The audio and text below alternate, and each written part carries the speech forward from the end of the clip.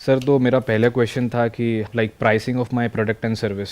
तो internet marketing पे क्या होता है, इतने सारे अलग अलग टाइप्स ऑफ बिजनेसेस हैं और लाइक यूजुअली अगर हम फिजिकल बिजनेस में देखें तो अगर मुझे कुछ खोलना है या कोई प्रोडक्ट या सर्विस देनी है तो मैं कंपटीशन में जाके देखूंगा, 100 लोगों से पूछूंगा कि आपका क्या है, ये क्या है, वहाँ से मुझे पता लग जाएगा कि हाँ भाई ये 200 का बेचता है, 300 का, 400 का। लेकिन कई बार क्या होता है कि हमें ऐसा लगता है कि कंपटीशन जो मेरा है ना, लाइक उसकी सर्विस काफ़ी क्रैपी सी है, लाइक मुझे दिखाई देता है कि उसमें गैप्स है और वो $1000 कर रहा है। तो मुझे ऐसा लगता है कि नहीं यार, मुझे तो मेरी सर्विस पे पूरा भरोसा है and I think I am doing sense to whatever I am doing, तो आई विल चार्ज लाइक $1000 वगैरह वगैरह। फिर एक तीसरा एक थॉट आता है कि यार but you know it should also be reasonable to the customer. तो मतलब फिर समझ नहीं आता है कि यार मैं कंपटीशन को देख के अपना प्रोडक्ट को प्राइस ये करूं या फिर मैं ये भी देखूं कि मतलब बिकॉज दोनों इंडिपेंडेंट है, मतलब इंटरडिपेंडेंट है। तो वो फिर आप कैसे लाइक उसको कैसे सॉर्ट करेंगे कि मैं अपने प्रोडक्ट को प्राइस कैसे करूं? बिजनेस में जो सबसे बड़ा चैलेंज है ना वो है प्राइसिंग। वैसे तो 4 चीज़ें हैं जिसके बारे में आपको ध्यान देना है: product, place, price and promotion. 4 Ps वाला। 4 Ps ऑफ मार्केटिंग जिसको हम बोलते हैं। तो product is important, no doubt. Product ही नहीं अच्छा हुआ तो प्राइसिंग का तो सवाल ही नहीं उठता। प्रोडक्ट में सर्विस भी आ गया। प्लेस का मतलब हो गया डिस्ट्रीब्यूशन नेटवर्क, वो आप कैसे डिस्ट्रीब्यूट करने वाले हो, वो आपके क्वेश्चन में ही इम्प्लाइड है कि वो ऑनलाइन है, तो उसको भी हम हटा देते हैं। अब आ गया मार्केटिंग एंड प्रमोशन, कि वो आप कैसे करोगे, एसईओ के थ्रू करोगे, एसईएम के थ्रू करोगे, कितना फंड कहाँ पे डालोगे, क्या करोगे। उसके अलावा डिस्प्ले एडवर्टाइजिंग है, उसके अलावा affiliate marketing, there are lot of ways of doing it, वो तो मार्केटिंग का पार्ट हो गया। But pricing is the toughest, not just for you, for everybody. Yes sir. अभी मुश्किल क्यों है? क्योंकि यहाँ पे 2 ट्रैप्स हैं। एक ट्रैप ये है कि आप अंडर प्राइस ना कर दो। बहुत सारे बिजनेसेस जो फेल हो जाते हैं वो अंडर प्राइसिंग की वजह से हो जाते हैं। उन्होंने कैलकुलेशंस प्रॉपर करी नहीं और वो लॉस में चले गए। तो you must over estimate your cost. जो भी आपकी एक्चुअल कॉस्ट है उसको ओवर एस्टिमेट करो थोड़ा सा। जो भी आपने निकाली सारी कैलकुलेशन करके, आप उसको 1.5x कर दो। आप पहले ये सोच करके चलो कि मेरी कॉस्ट 100 रुपये नहीं है, $150 है। अगर डॉलर्स की बात करी जाए तो मेरी कॉस्ट $1000 नहीं है, $1500 है। से कॉस्ट एग्जैक्टली क्या है यहाँ पे? Cost of service, cost of creating the product, cost of your time, cost of your money that you are investing, cost of your team, cost of your office space, अगर office से कर रहे हो, घर से कर रहे हो तो cost of your system, cost of your hardware, software, जो भी आपको चीज़ें चाहिए उसको प्रोवाइड करने के लिए आपकी कॉस्टिंग आ गई। ओके। जिस भी प्लेटफॉर्म को आप यूज़ कर रहे हो वो आ गई, प्रोडक्ट की कॉस्ट आ गई, बीच में जो लोग हैं उनकी कॉस्ट आ गई, डिलीवरी की कॉस्ट आ गई, सारा आ गया। तो आपने वो सारा कैलकुलेट किया तो वो मानो आ रही है $500। तो पहले ही उसको बढ़ा दो अपने माइंड में। आप ये सोचो कि मेरी कॉस्ट ही $750 है, तो वहाँ बच गए। ऐसा क्यों कर रहे हैं वैसे हम? ऐसा आप इसलिए कर रहे हो क्योंकि कॉस्ट को हम हमेशा अंडर एस्टिमेट करते हैं। जब एक्चुअल में बिजनेस करते हैं तो बाद में जाकर के समझ आता है कि जितना हमने सोचा था उससे ज़्यादा लग गया, फिर बिजनेस फेल हो जाता है। तो जिससे कि बिजनेस फेल ना हो, most important thing that you need to ensure in a business is कि वो बिजनेस चलता रहे। ये मैं बात कर रहा हूँ बूटस्ट्रैप की। अगर आपके पास में कोई इन्वेस्टर है, उसने आपको फंडिंग दे दी है तो बात अलग है। फिर तो then you have got deep pockets के आप स्पेंड करते जा रहे हो, ब्लीड कर रहे हो 2-3 साल तक, बट फर्क नहीं पड़ रहा है। फंडिंग आती जा रही है, उसको आप लगाते जा रहे हो, लॉस हो रहा है, प्रॉफिट हो रहा है, कोई फर्क नहीं पड़ता। बट मैं बात कर रहा हूँ आपने अपनी जेब से पैसा लगाया, क्योंकि आपके इस क्वेश्चन से ही समझ आ रहा है, you don't have an investor, आप अपना पैसा खुद लगा रहे हो। तो यू मस्ट इंश्योर कि उसमें प्रॉफिट हो, वो लॉस में ना चला जाए business. Okay. That is the most important factor that you need to take it into consideration. कि अगर आप एक प्रोडक्ट को प्राइस करने का सोच रहे हो, मानो $1000, $2000, $3000, तो आपके माइंड में कंफ्यूजन हो रही है मैं कितना करूं। तो सबसे पहले अपनी कॉस्ट देखो। ओके। आपको कॉस्ट समझ आई, मेरा सब कुछ मिला के ये करके वो करके एट अ रियलिस्टिक लेवल $500 मेरी कॉस्ट आ रही है। ठीक है। उसको आपने पहले ही 1.5 कर दिया, ओके। $750 कर दिया, ये हो गई मेरी कॉस्ट। ठीक है। अब मुझे मिनिमम एक अमाउंट चाहिए एक बिजनेस को इफेक्टिवली रन करने के लिए, जो आपका प्रॉफिट है। बिना उस प्रॉफिट के आप क्या करोगे? अब इस कॉस्ट में ये जो $500 है, आपकी मार्केटिंग कॉस्ट भी आ गई, प्रोडक्ट की भी आ गई, सारी कॉस्ट आ गई। उसके बाद भी आपने 750 किया। फिर आपने कहा कि अब मैं मिनिमम मुझे 25% तो चाहिए ही। You talking about profit margins, right? Profit margin कि अगर मैं $1000 का बेचूंगा तो 750 की मेरी कॉस्ट है, मुझे 25% चाहिए। पहले अपने माइंड में क्लियर कर लो कि मेरी कॉस्ट $750 है। तो कॉस्ट को आपने हल्का सा इन्फ्लेट किया अपने माइंड में, क्योंकि कम है तो आपका अच्छा ही है ना, फिर आपका क्या गया, उसमें तो आपका फायदा ही है, बट नुकसान में आप नहीं गए। तो एक प्रॉब्लम आपकी ये सॉल्व हुई।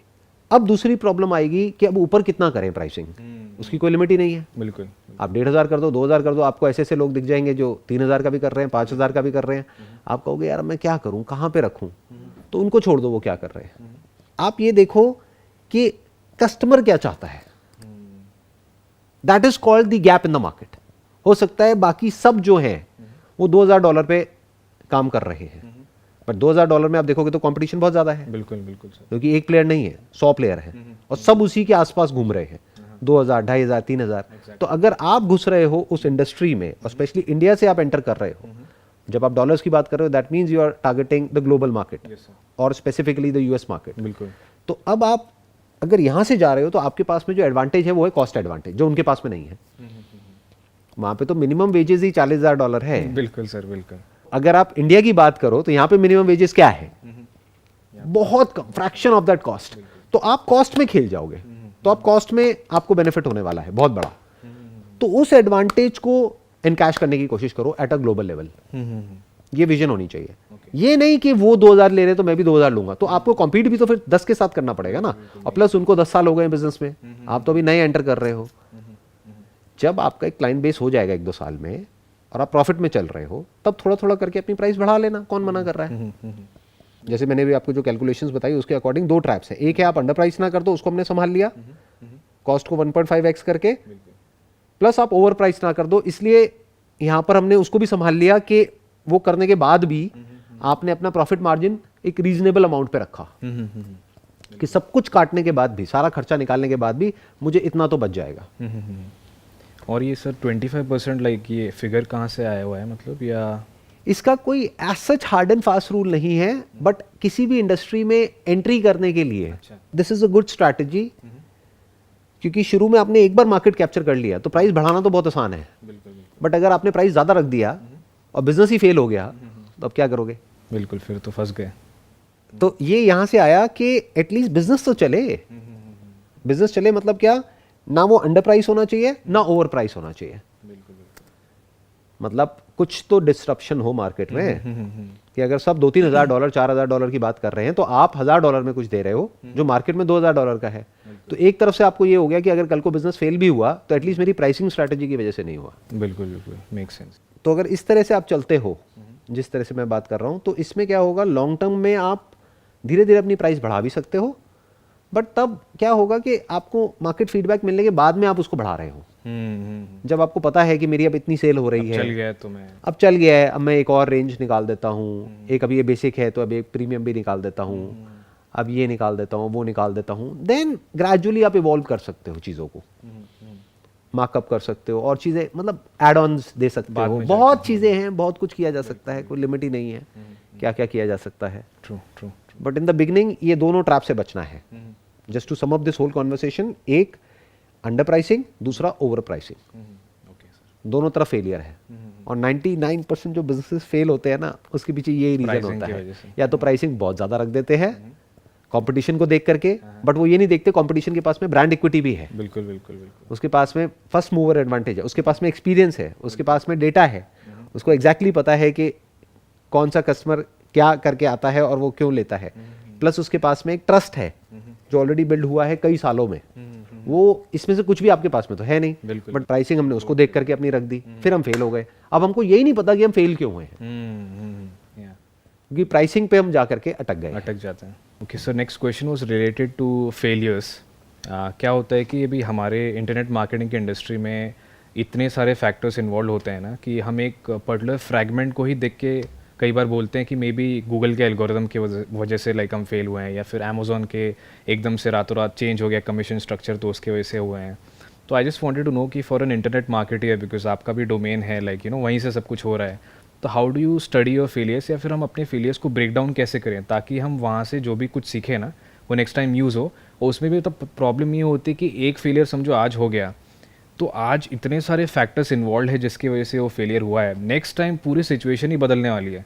तो यहाँ का लर्निंग वहाँ पे, मतलब लाइक इसको मैं स्टडी इस तरह से कैसे करूँ कि यहाँ का जो भी कुछ सीखा हुआ है वो नेक्स्ट टाइम किसी भी चीज़ में लाइक काम आ जाए। आप डिजिटल मार्केटिंग की फील्ड में हो तो फेलियर को आप कैसे डिफाइन करोगे? What do you mean by failure? Is it an absolute failure or a temporary failure, or what do we mean by failure? It's a temporary failure, it's not an absolute failure. और उसके पीछे reason क्या होता है? Sir आज जैसे मैं अपना एग्जांपल बताऊं तो कोई एक वेबसाइट है, तो क्या होता है कि unless and until the website fails हमको पता ही नहीं चलता है कि हमने गलती क्या करी थी, बिकॉज हम तो शुरुआत से तो सही से कर रहे हैं ना अपने एंड से। तो एकदम से जब गूगल का एल्गोरिथमिक अपडेट आता है, बिकॉज मैं डिपेंडेंट हूँ यहाँ पे कहीं और, क्योंकि मेरा डायरेक्ट इंटरेक्शन कस्टमर के साथ यू नहीं टॉकिंग हो अबाउट रहा। एसईओ कि आप SEO एसईओ कर रहे जी हो जी जी जी। और एल्गोरिथम ही चेंज हो गया पीछे हाँ से। हाँ हाँ, बिल्कुल। तो फिर स्टडी करने के लिए क्या है, और ऑब्वियसली गूगल कभी हमें ये नहीं बताते कि कौन से फैक्टर्स इन्वॉल्व थे जिसकी वजह से आपकी साइट जो है पिनलाइज हुई है वॉट एवर। तो इतना कुछ इन्वॉल्व होता है ना, कई बार समझ नहीं आता कि यार मैं इसको स्टडी कैसे करूँ, और नेक्स्ट टाइम तो सिचुएशन पूरी की पूरी अलग होने वाली है। और होता क्या है, टाइम टू टाइम नए नए रूल्स एंड रेगुलेशंस आते रहते हैं। एग्जैक्टली। जैसे अभी मैंने सुना है डिजिटल मार्केटर्स को जो बहुत दिक्कत आ रही है, फेसबुक उनकी एड्स को बैन कर देता है। Exactly, ये sir, बहुत हो रहा कॉमन है। बिल्कुल बिल्कुल। हाँ, गूगल अपना एल्गो चेंज करता रहता है। और बहुत सारे ऐसे प्रोडक्ट्स हैं जो गवर्नमेंट की तरफ से ही एग्जैक्टली रेगुलेशन आ जाती है कि इन प्रोडक्ट्स की एडवर्टाइजिंग अब ऐसे होगी, वैसे होगी, ऐसे नहीं होगी, वट एवर इट इज। तो there are lots and lots of factors which are involve in all of these things, right. तो पहले से हमको सारे फैक्टर्स पता है, हमें ये नहीं पता कि क्या होने वाला है, बट हमें ये पता है कि ये एक अनसर्टेन पाथ है। अनसर्टन है, एग्जैक्टली। अनसर्टेन पाथ पे हम चल क्यों रहे हैं? क्योंकि आप और जो पार्टीज हैं उन पे डिपेंड कर रहे हो अपने बिजनेस के लिए। बिल्कुल। जहां उन्होंने पॉलिसी चेंज करी, फॉर एग्जांपल किसी मार्केट प्लेस के थ्रू आप कोई काम कर रहे हो, अब जो कंट्रोल है वो किसके हाथ में है? मार्केट प्लेस के हाथ में है। क्योंकि बहुत कम लोग इस बात को समझ पाते हैं, वो बड़ी जल्दी एक्साइटेड हो जाते हैं। किसी मार्केट प्लेस पे गए, वहां पे एकदम से कुछ लिस्ट किया, सेल बढ़ गई, एक्साइटेड हो गए, बिल्कुल। नई गाड़ी खरीद ली और खर्चे कर रहे हैं, शॉपिंग कर रहे हैं, ये कर रहे हैं, वो कर रहे हैं। बट उनको ये नहीं पता है कि उनकी लाइफ का पूरा कंट्रोल उस मार्केट प्लेस के हाथ में है। उनको हल्की सी ट्वीकिंग करनी है रातों रात, सर। अपने एल्गोरिथम में, रातों रात जो भी था वो सब जीरो हो जाएगा। True sir, true. मैं किसी का नाम नहीं ले रहा किसी भी मार्केट प्लेस का, but there are lot of market places, online market places. वहां पे पूरा कंट्रोल उस मार्केट प्लेस के हाथ में है। वो जब चाहे आपको उठा देगा, जब चाहे गिरा देगा। उसकी पॉलिसी पे डिपेंड करता है। उसको है कि मेरे को जो न्यू कमर्स है उनको उठाना है, तो वो क्या करेगा, अपनी सर्च में आपको बूस्ट कर देगा, तो कुछ टाइम के लिए आपकी सेल बढ़ जाएगी। फिर जब उसको समझ आ गया कि अब शेर के मुंह खून लग चुका है, उनको ये मोटा मोटा समझ आ गया कि अब आप कहीं जाने वाले नहीं हो, तो अब क्या करेगा, अब आपको पीछे कर देगा। अब आपको ऊपर आने के लिए उसी में ऐड चलानी पड़ेगी, उसी प्लेटफॉर्म में। अब ऐड में इतना पैसा आपका लग गया कि एंड में आप जब कैलकुलेशंस करोगे तो आप देखोगे आप माइनस में जा रहे हो। बिल्कुल बिल्कुल। जब उसका कमीशन चला गया, ऐड चला गया, ये चला गया, वो चला गया, सारा निकाल के जब आप एंड में देखोगे हाथ में कुछ भी नहीं आया। तो अब आप पूरी तरह से उन पर डिपेंड हो। वो जब चाहे आपको 1 सेकंड में उठा सकता है, 1 सेकंड में गिरा सकता है, इन वन शॉट। वो पूरा कंट्रोल उसके हाथ में है। उसकी स्ट्रैटेजी पे डिपेंड करता है कि आप कितना कमाओगे, कितना नहीं। नंबर 1। नंबर 2, अब क्या करो, फिर अपना कुछ क्रिएट करो। जैसे एक रूट हो सकता है किसी प्लेटफॉर्म के थ्रू जाने का, एक है अपना ही एक प्लेटफॉर्म क्रिएट कर दो। I am not talking about a market place, I am talking about a store, an online store.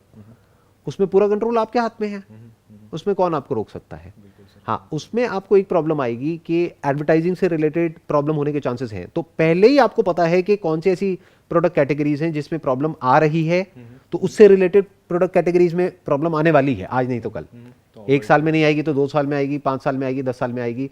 तो आपको पता है कि हाँ, ये कैटेगरीज थोड़ी रिस्की है, तो उसमें हाथ मत डालो। बिल्कुल। मतलब ये जो अप्रोच है ना हमारी, वो क्या है कि हम उसी तरह से एक्ट करते हैं जो हमारी नॉलेज है और जो हमारा एक्सपीरियंस है। जिस तरह से हम एक्ट करते आए हैं, जिस तरह से पास्ट में आपको सक्सेस मिली है, आप उसी तरह से फ्यूचर में भी सक्सेस को अचीव करना चाहते Replicate करने की हो। कोशिश। That is a problem in business. I am hoping कि अभी आप यहाँ पर हो, मेरे से जो क्वेश्चन पूछ रहे हो, बेसिकली आप इसलिए पूछ रहे हो, इसलिए नहीं कि जो आप कर रहे हो उसको और अच्छे से कैसे किया जाए, वो तो आप कर ही रहे हो। आप इसलिए पूछ रहे हो कि how to grow your business by 10x, 100x or 1000x. That's what you are trying to understand here, right? True. हाँ, और मैं उसी की बात कर रहा हूँ। तो मैं क्या कह रहा हूँ, बैकवर्ड चलो, अपने आप से पहले पूछो एग्जैक्टली आपको चाहिए क्या है, किस तरह का बिजनेस चाहिए। तो फिर आप अपने आप से पूछोगे, अच्छा मुझे ऐसा बिजनेस चाहिए जिसमें पूरा कंट्रोल मेरे हाथ में हो, किसी और का कोई उसमें कंट्रोल ना हो। True sir. मुझे ऐसा बिजनेस चाहिए जिसमें मैं यहीं बैठे बैठे पूरे वर्ल्ड में काम कर सकूं।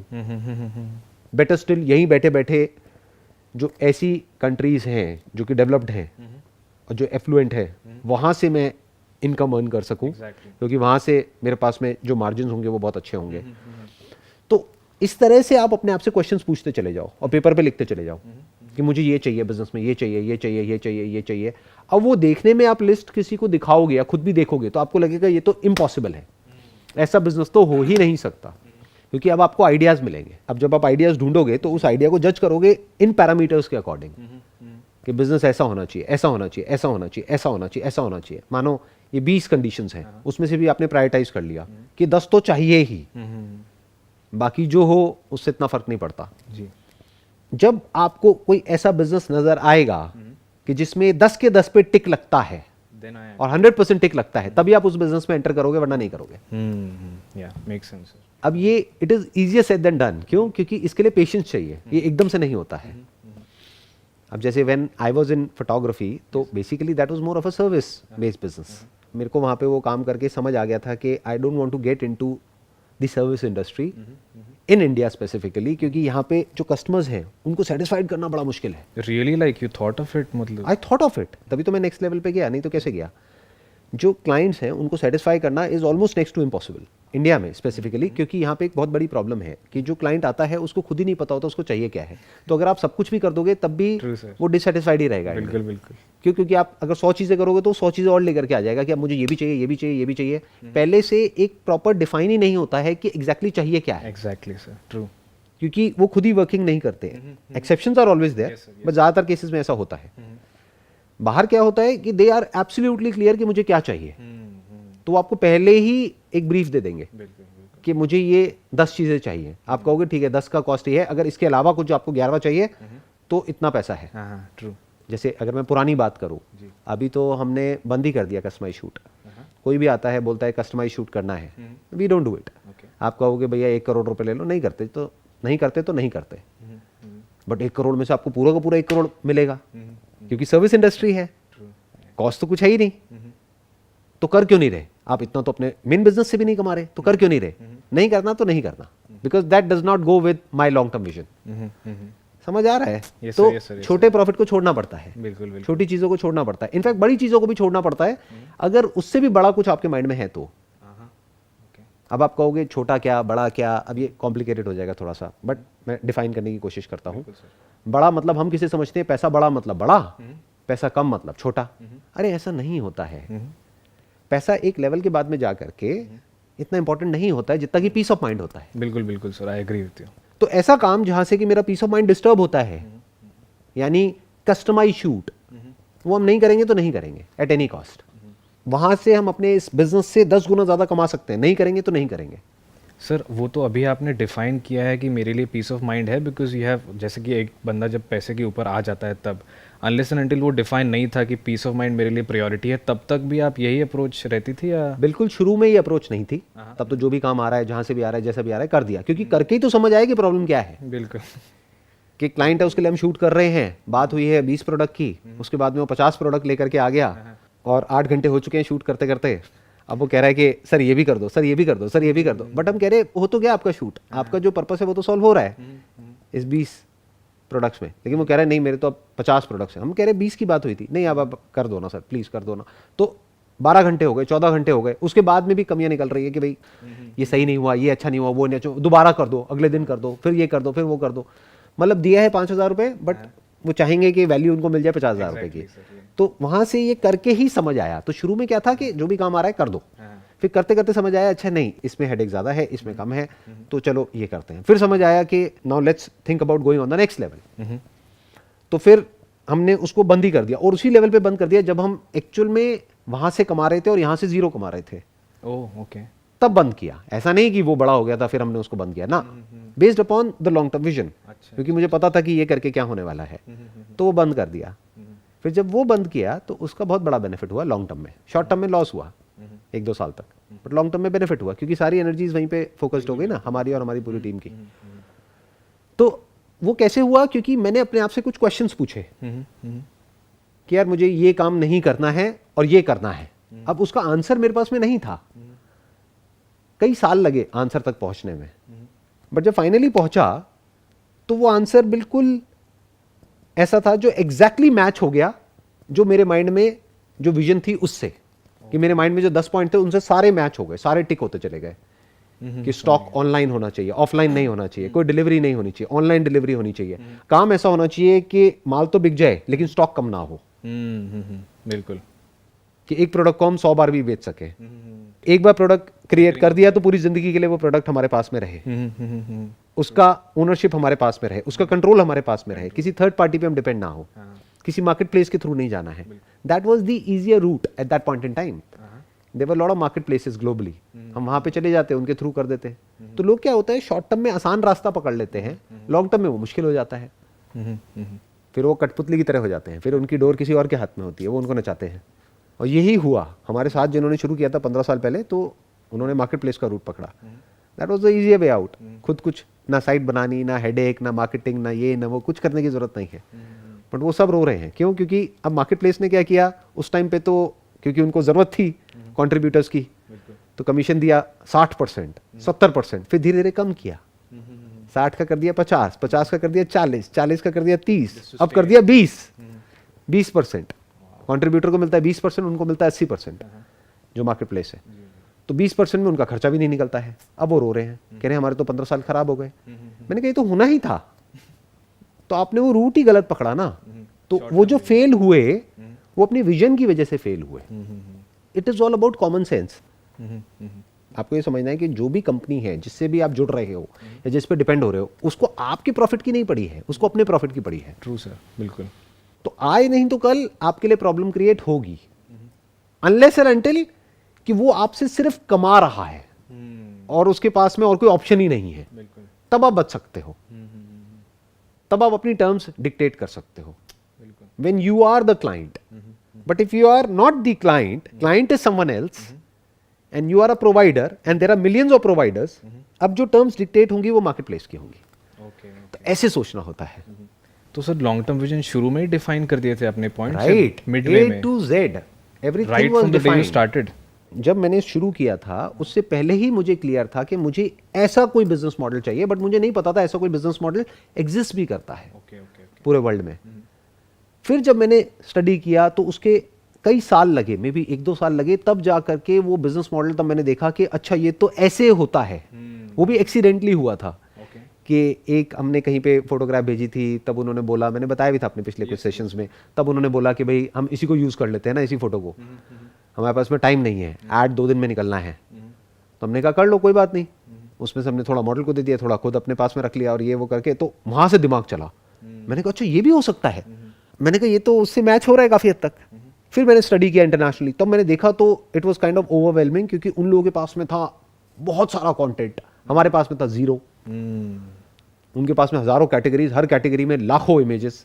तो मैंने कहा यार ये तो बहुत मुश्किल है करना. फिर मैंने कहा नहीं, लेकिन लॉन्ग टर्म में तो हो जाएगा ना. अभी मुश्किल है, 2-3 साल लगेंगे, बट हो जाएगा. और जब अपना होगा और अपना ही प्लेटफॉर्म होगा, तो ना हम किसी पे डिपेंड है, ना किसी को आंसर देना है, ना कुछ करना है, खत्म. तो वो जो भी सोचा था वो सब अचीव हो गया. Got your point. तो पहले डिफाइन करना होता है. तो whatever you are doing, whatever you are creating, you need to define it very very clearly in your mind कि this is what I exactly want. और उसमें जो भी आपका पास्ट एक्सपीरियंस है, जो भी आपका स्किल सेट है, सब कुछ कनेक्ट हो जाता है. जो भी आपकी अंडरस्टैंडिंग है एक बढ़िया लाइफ को लेकर के, जैसे बहुत लोगों को पता नहीं है और शायद किसी को पता नहीं है जो भी अभी वीडियो में देख रहे हैं, मैंने कभी बताया भी नहीं कि मैंने एक इंश्योरेंस की भी एजेंसी ली थी शुरू में at the age of around 19-20 years. तो I became an insurance agent. तो मेरे को वहाँ पे जो सबसे अच्छा लगा था वो ये था कि इंश्योरेंस में क्या होता है, एक बार एक पॉलिसी को बेचा, जब तक वो पॉलिसी रिन्यू होती रहेगी, यानी 10 साल तक, 15 साल तक, 20 साल तक, तब तक एक रिकरिंग इनकम आती रहेगी हर साल की. वो परसेंटेज वाइज कम होती है, बट जैसे से बेस बड़ा होता चला जाता है तो वो पैसिव इनकम हो गई. तो वहां से मुझे पैसिव इनकम का कॉन्सेप्ट बड़ा अच्छा लगा था. फिर आया कि सर्विस इंडस्ट्री में नहीं जाना है, वो कहां से आया, यहां से आया, on the basis of the experience जो भी सर्विस इंडस्ट्री में मैंने किया उसके बेस पे, कि नहीं इसमें नहीं जाना तो नहीं जाना, कि बुराई ज्यादा मिलती है और प्रॉब्लम ज्यादा है, रिवॉर्ड है but in proportion to the stress, reward कुछ भी नहीं है. Reward is not important, reward is secondary, peace of mind is primary and creativity is primary, कि हम जो करें अपने हिसाब से करें. तो now we are more like trend setters in the market, we are the market leaders. हमारी काइंड ऑफ, आप कह सकते हो kind of, not exactly, but monopoly है इस सेगमेंट में. तो पहले ही माइंड में था कि हाँ कुछ ऐसा करना है कि we will be the trend setters. So ऐसे सोचना होता है, और एक बार एक बिजनेस को क्रिएट करना है, और फिर उसके बाद में अगले 10 साल, 20 साल, 30 साल, 40 साल अगर हम कुछ ना भी करें, तब भी वहां से रिकरिंग इनकम आती रहेगी. सारे पॉइंट्स कनेक्टेड हो गए बेसिकली. और हमेशा फेयर चलना है, वो बिल्कुल क्लियर था माइंड में. तो एक हमारा ही ऐसा मार्केट प्लेस है जहां पर के हमने जहां से शुरू किया था वहां पर ही आज है इन टर्म्स ऑफ परसेंटेज. कि मतलब और लोगों ने क्या किया, कॉम्पिटिटर्स ने पहले कंट्रीब्यूटर को देते थे 60%, फिर कम करते करते 20% पे आ गए। हमने जब शुरू किया तो 50-50 से किया, आज भी 50-50 पे है। अच्छा, आज भी वही है। Exactly, no changes for the smallest of contributor and the biggest of contributor. Wow, okay. जिसकी हमारे पास में 10,000 इमेजेस हैं उसके लिए भी यही है, और जिसकी 10 इमेजेस हैं उसके लिए भी यही है, स्टैंडर्ड है। एक और था लिस्ट ऑफ पॉइंट्स में कि यार मेरे को मॉडल से पैसे नहीं लेने हैं। क्यों? क्योंकि जब पैसे लेते हैं तो हम आंसरेबल हो जाते हैं, अकाउंटेबल हो जाते हैं। ये मेरा सीधा सा फंडा है लाइफ का। The moment you take money from someone you become accountable, although not legally, क्योंकि आप उनसे कॉन्ट्रैक्ट कर सकते हो कि भाई काम की हमारी गारंटी नहीं है, बट मॉरली एथिकली तो आप अकाउंटेबल हो गए ना। ट्रू। बट अगर मैंने आपको पैसे दिए तो कौन है अकाउंटेबल? तब आप हो। बिल्कुल बिल्कुल। तो ये था विजन में। Got your points. तो ये भी उसमें आ गया कि हमने पैसे नहीं लेने हैं तो नहीं लिए। ऐसे करके बहुत सारे पॉइंट्स थे, और इस सबका डायरेक्ट कनेक्शन किससे था? एक ऐसी लाइफ से which I wanted for myself. बिल्कुल, गॉट योर पॉइंट। तभी तो ये सब कर पा रहा हूँ। एग्जैक्टली। अभी जो हम बैठे हैं और ये जो डिस्कशन कर पा रहे हैं, ये जो ब्रेनस्टॉर्मिंग कर रहे हैं, आपसे बात करके मैं आपसे बहुत कुछ सीख रहा हूँ, इसमें मुझे मजा आता है। तो आप समझ गए सेंटर में क्या आ गया? जो मेरे 10 पॉइंट थे उसमें टॉप पे क्या था? I wanted freedom in terms of time and in terms of money, कि मैं जब चाहे जहाँ चाहे वहाँ जा सकूँ, किसी को कोई आंसरेबल ना हो, और जब बैठा हूँ जहाँ बैठा हूँ जो मेरा करने का जब मन कर रहा है तब करूँ, नहीं कर रहा तो ना करूँ। Make sense. अब जैसे ये सेशन ऑलमोस्ट खत्म हो गया है फ्रॉम द व्यूअर्स पर्सपेक्टिव, तो अब मैं आपके साथ में बैठूंगा, और अगर मेरे को इंटरेस्ट आ रहा है तो ये कॉन्वर्सेशन हो सकता है 1-2 घंटे तक भी चलती रहे। बिल्कुल बिल्कुल। ये क्यों हो पा रहा है? क्योंकि ये आज से 15 साल पहले ही मैंने अपने लिए डिफाइन कर दिया था, आज इसलिए हो पा रहा है। इस तरह से डिफाइन करना होता है गॉट योर। business नॉट में- just for business but for life पूरा करके। फॉर लाइफ, क्योंकि बिजनेस किसके लिए? लाइफ के लिए है। लाइफ बिजनेस के लिए थोड़ी है। एग्जैक्टली। लोग इसमें कंफ्यूज हो जाते हैं। लाइफ पैसे के लिए थोड़ी है, पैसा लाइफ के लिए है। इतनी बेसिक सी बात है, बहुत कम लोगों को ये बात समझ आती है। बिल्कुल। पैसा किस लिए है? सोचो, लाइफ के पैसे की अपने आप में क्या वैल्यू है? कुछ भी नहीं है। मानो आपके बैंक अकाउंट में बहुत पैसा है, और मान लो कि हेल्थ वाइज बहुत बुरी हालत है, किस काम का है वो पैसा? कुछ काम का नहीं है। या फिर चलो हेल्थ वाइज भी सब कुछ ठीक है, साइकोलॉजिकली आप डिस्टर्ब्ड हो, तो किस काम का है वो पैसा? सब बेकार हो गया। रिलेशनशिप्स की धज्जियां उड़ी हुई हैं, किस काम का है वो पैसा? सब बेकार हो गया। या फिर ये कह लो अंदर से एक सेटिस्फैक्शन नाम की चीज नहीं है, या जिसको भी खुशी कहते हैं वो नहीं है, पीस ऑफ माइंड नहीं है, स्ट्रेस है, एंजाइटी है, तो किस काम का है वो पैसा? तो ultimately money is for life, life is not for money. यहां पे जाके लोग फंस जाते हैं। शुरू में लाइफ का जो मोटिव होता है वो पैसा होता है, क्योंकि वो सर्वाइवल से कनेक्टेड है। बिल्कुल बिल्कुल सर। एक बार बट वो हो लोग गया। नेक्स्ट जंप नहीं मार पाते। True sir, true. वो एक हैबिट बन जाती है, एक पैटर्न बन जाता है, एक तरह की प्रैक्टिस हो जाती है पैसे के पीछे गधों की तरह भागने की। फिर वो पूरी जिंदगी उसी के पीछे भागते रह जाते हैं, जबकि अब उनके पास में पैसा है, फिर भी किसके पीछे भाग रहे हैं? पैसे के पीछे। है ना बेवकूफ? बिल्कुल बिल्कुल सर, बिल्कुल। मैंने पहले भी अपने कई सेशंस में बोला है, बट मुझे एक्चुअल में बहुत ज़्यादा इरिटेशन होती है कुछ लोगों को देख करके, जो ये कुछ सेलेब्स हैं सो कॉल्ड, और वो ऐसी ऐसी एड्स करते हैं जिन एड्स में क्लियरली एड्स में बोलते हैं, गवर्नमेंट की तरफ से मैंडेट है कि आपको बोलना पड़ेगा कि ये सेहत के लिए बहुत ही हानिकारक है। But अरे still they जब appear आपको पता है कि वो सेहत के लिए हानिकारक है, गवर्नमेंट कह रही है कि आप बोलो ऐड में कि वो सेहत के लिए हानिकारक है, फिर ऐसी चीज का ऐड क्यों कर रहे हो? डिफाइन नहीं है सर। कभी बैठ करके सोचते ही नहीं है कि हम क्या कर रहे हैं, क्यों कर रहे हैं।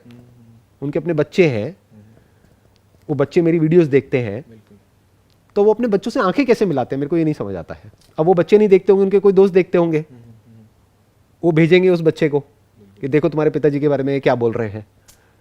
तो जब वो बच्चा जाकर के पूछेगा अपने पिताजी से कि आप क्यों करते हो ये ऐड, तो वो क्या जवाब देगा? वो आदमी, उसने जो भी अचीव किया अपनी पूरी लाइफ में, 50-60 साल में, 70 साल में, वो सब जीरो हो गया एक सेकंड में।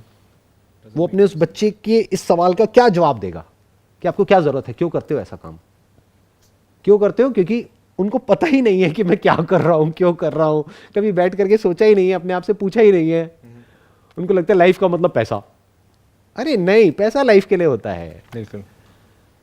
अगर आपको पैसा तो मिल गया, लेकिन उसकी वजह से कुछ लोगों की जिंदगी चली गई, उनको कोई ऐसी बीमारी हो गई जिसकी वजह से उनकी डेथ हो गई, तो उस डेथ के लिए कौन रिस्पॉन्सिबल है? इतनी बड़ी रिस्पॉन्सिबिलिटी आप अपने ऊपर लेकर के जी कैसे सकते हो? सोचने वाली बात है। You have to think about it. तो इस तरह से सोचना होता है, बट ऐसे बहुत कम लोग सोचते हैं। क्यों? क्योंकि आदत पड़ जाती है। लाइफ में आगे बढ़ जाते हैं लेकिन सोच वही रह जाती है, तो ग्रो नहीं कर पाते लाइफ में अंदर से। I hope you got all the answers जितने भी आपने क्वेश्चंस पूछे। Thanks a lot, yes sir. ठीक है।